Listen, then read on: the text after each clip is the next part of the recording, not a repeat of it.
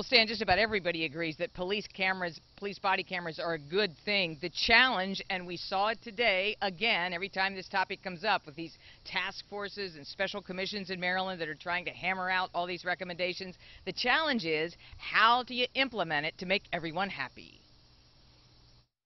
To date, the Laurel Police Department is the only one in the state to have a full-fledged police body camera program.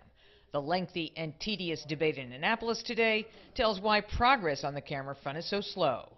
For most of the day, a special commission haggled over what standards should be set in Maryland if a police department wants to use body cameras. One issue, if a camera malfunctions, should the officer be kept off the street, as they would be if they had no gun or radio. I don't think that taxpayers would expect for us to pull an officer off the beat or off the job because something is malfunctioning. If we have situations where officers where a department has supposedly adopted body cameras and yet is sending officers out on patrol without the body cameras, and an unfortunate incident occurs, then I think we are setting ourselves up for a world of trouble. Several hours were devoted to when cameras should be turned on and off and how much discretion to give an officer to make that call.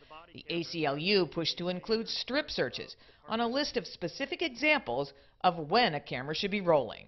And I would be extraordinarily concerned if officers felt that they, by virtue of an exclusion in a recording policy, thought that they had license to turn off the cameras precisely when they were engaging in misconduct.